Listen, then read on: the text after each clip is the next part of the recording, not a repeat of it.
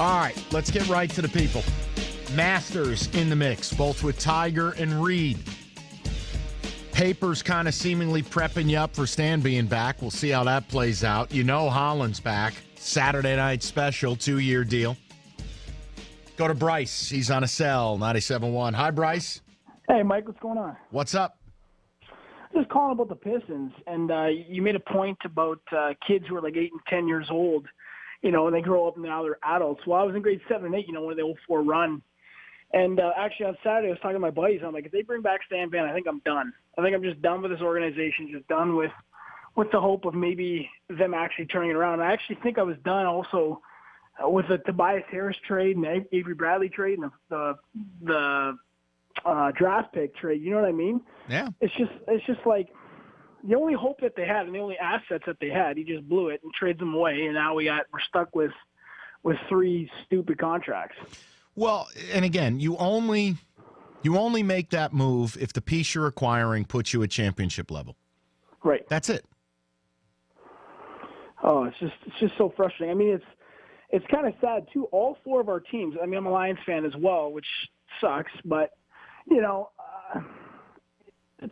like the Lions. When playoff season comes around, the Lions are going to be in it.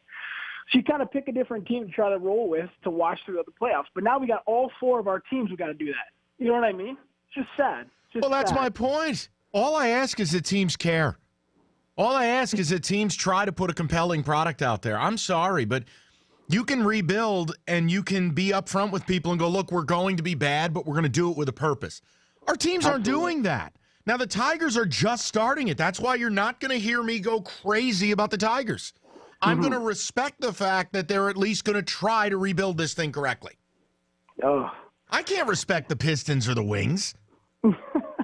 Especially the Pistons. I mean, the Wings, at least we have a history of winning. The Pistons, we won in 04, but that's it. And then Dumars just blew every chance that he could with drafts, and now Stan's the same way. And it's just a cycle of just crap, just absolute crap. Oh, and that's the problem. I mean, what else is there? What else are we getting out of any of this? What else? Yeah. What? It's headed nowhere. I mean, Bryce, that's the problem. That's really the problem.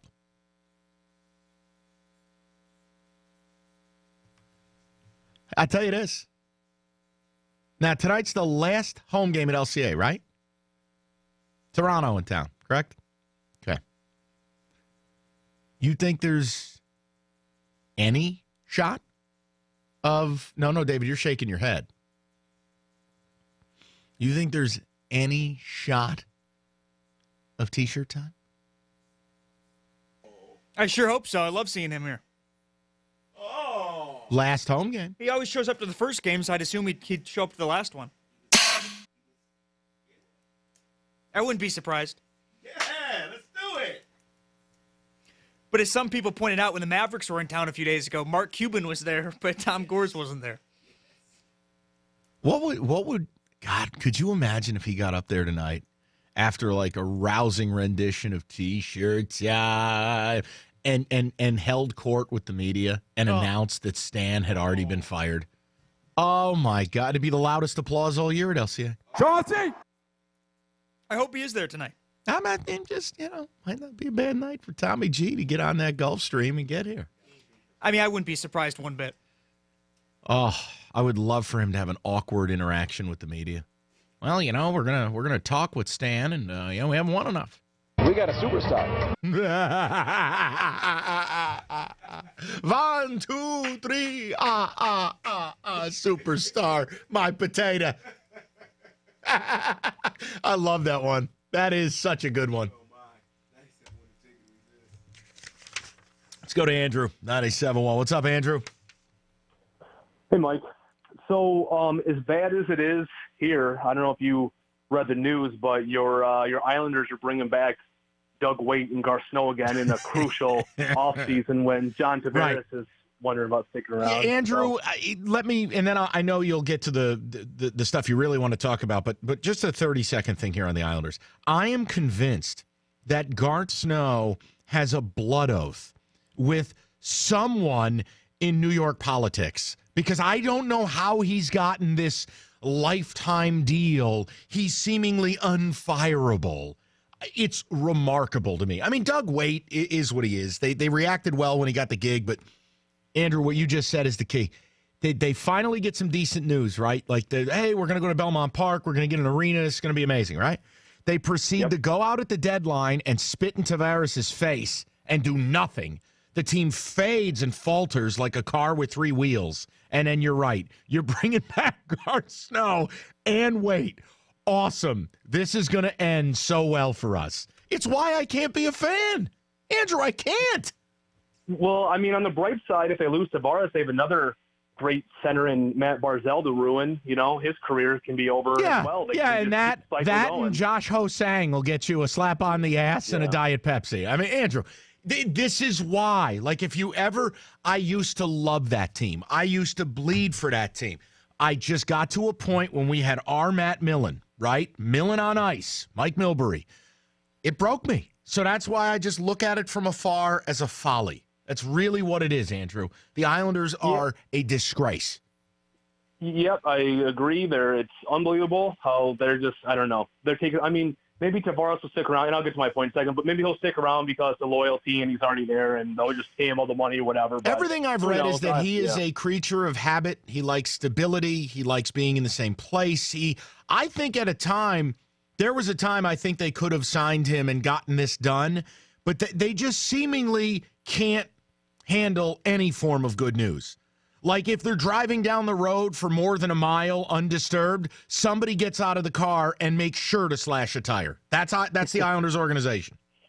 Agreed. Carry on. And on the wings, you know, I mean, obviously, you know, my biggest problem, and I know this isn't just a Ken Holland thing or a Detroit thing, even though it seems to happen more here than other places, it seems, but it's a lack of being proactive. You know, I mean, there's a lot of signs, and Holland even joked about it before Lidstrom retired, and would talk about, you know, oh, when Lidstrom retires, I'm going to retire, you know, just kind of acknowledging how much of a crutch almost that Lidstrom was for making the team, you know, like what it was for so long. But, you know, there wasn't any proactive kind of like I don't know if it's a great example, but this year the Rangers, they took a little bit of step back. They traded Stepan. They traded some pieces.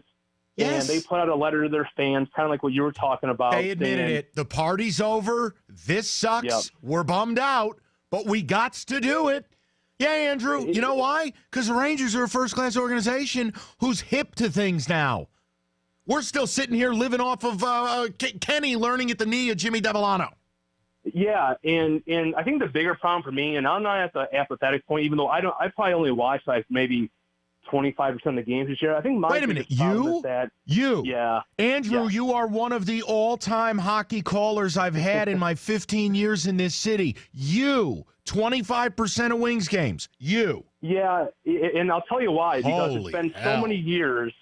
It's been so many years of rooting for this team to lose. So it's not apathetic. I don't know if this is worse or better. It doesn't matter. But, like, I rooted for the team to lose so that they missed the playoffs and the streak would be over. Because everyone thought, you know, oh, the streak would be over. They had to change their thinking. Well, the streak was over.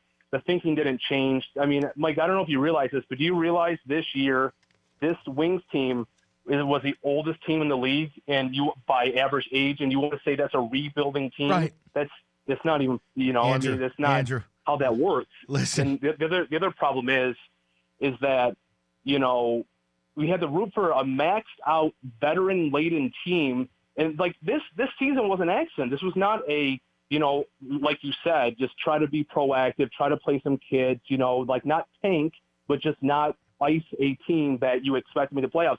This was a team expect to make the playoffs 100% by Holland. Anyone who disagrees doesn't know what they're talking about. Next year, maybe the first year that they actually realize the team they're going to ice cannot make the playoffs.